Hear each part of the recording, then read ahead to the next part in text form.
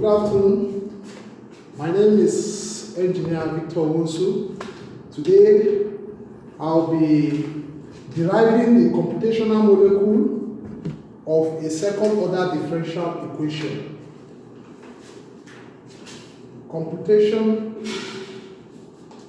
The computational molecule of a second order differential equation. That is a second order differential equation. The differential equation, the general differential equation can be written as A, the partial derivative derive x comma y with respect to x squared plus b die square f x comma y with respect to y squared plus c die square f x comma y with respect to x and with respect to y plus d die fx comma y with respect to x plus e die fx comma y equal to the y plus g fx comma y equal to 0. So this is a general form of a differential equation where the A here is a constant, B is a constant, C is a constant, D is a constant, E constant, and G a constant. So this is also an homogeneous form of a second order differential equation since it's equal to 0. If this expression, this whole differential expression is equal to a given value, then we say it's E-homogeneous. It's E-homogeneous in nature. So this is an homogeneous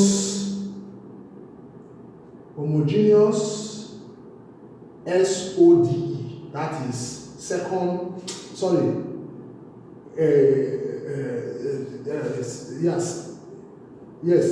an homogeneous, what's it called? Differential equation.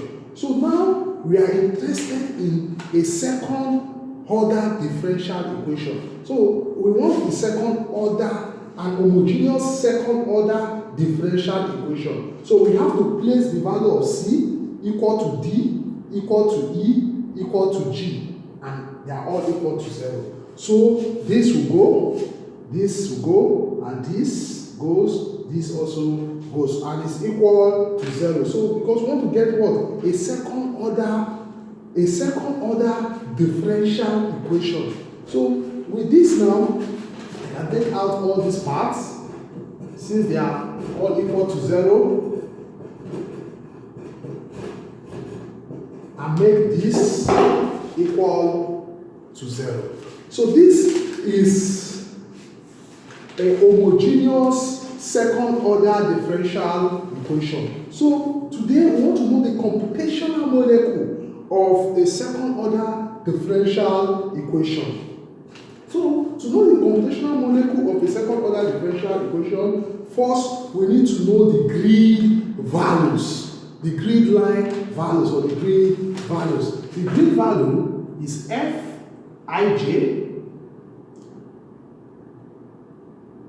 F plus 1 J, then this F minus 1, I minus 1, J. Then this is the F I minus 1, J plus 1. Then this is the F I, J plus 1. Then this is the F I plus 1, J plus 1. So this is the fi minus 1, j minus 1. This is fi j minus 1. And finally, this is fi plus 1, j minus 1. So this is the grid values. So what am I trying to say? This is the grid values where the distance from this point to this point is known as h, and the distance from this point to this point is known as k. H is known as the mesh length in the horizontal direction, while k is also called the mesh length in the vertical direction. So now the distance from this point to this point is h. Distance from this point to this point is h. The distance from this point to this point is k. So now we can compute the molecular formula of this differential equation. So to compute the molecular formula of this differential equation, we have to replace this by its numerical equivalence. So numerical equivalence in the sense we have to replace this by a second order approximation formula. So a second order approximation formula is this. I'll write down a second order approximation formula. The second order approximation formula is just saying f I plus 1 j. This is the jth row. This is the jth row.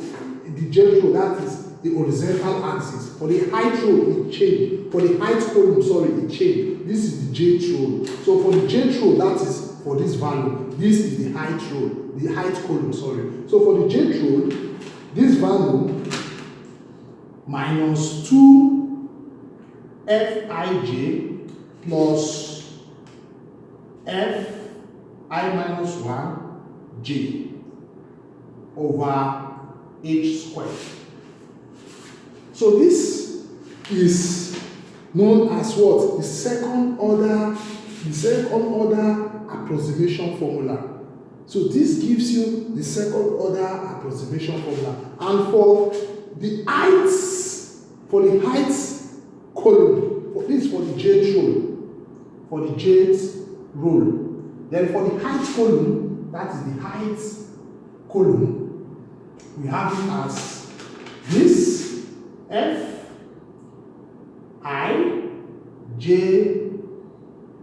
plus 1 minus 2 ij plus fi j minus 1 over k squared. So you see now the k is what? The mesh length here. For what? The vertical direction. That is the height column. Then this h squared is what? The mesh length for the horizontal column. So this, replacing this into this and replacing this into this will give you the numerical representation of this differential equation. So I can replace and say a into f I plus 1 j minus 2 fij plus fi minus 1 j over h squared plus b into fi j plus 1 minus 2 fij plus fi j minus 1 over k squared. So this is what? The numerical representation of this differential equation. So equal to 0.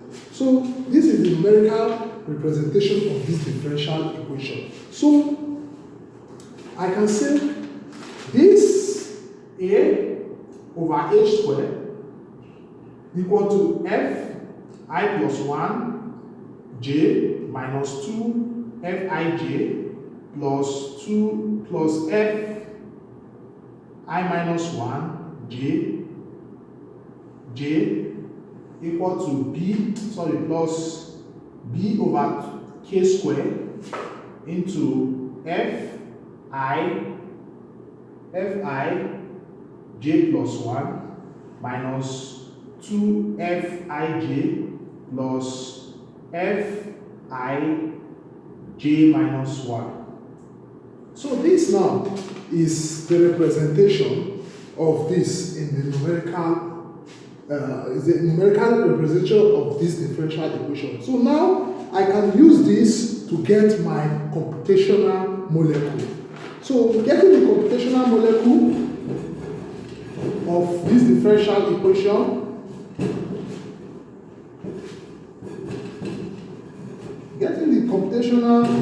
of this differential equation, I can draw this. Okay, I have a value here. This.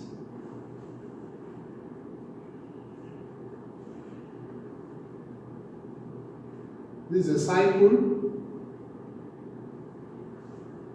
and this is also a cycle. So, to get the computational molecule of this differential, you know, is equal to 0. The equation is equal to 0. So I want to know the computational molecule of this differential equation. So this from the expression I just derived here, this a over h squared. Then this is another a over h squared. Then we have minus a over h squared for this value.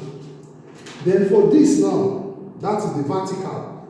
We have b over k squared, and this we have b over k squared. Then we have minus b over k squared. So this is the computational molecule of that differential equation. Now I'm trying to say that this, you see, the last value for the first order differential equation, this value is 0 from our last class. This value is 0, but now it has a value because what is a second order differential equation. For a first order differential equation, this value is always 0.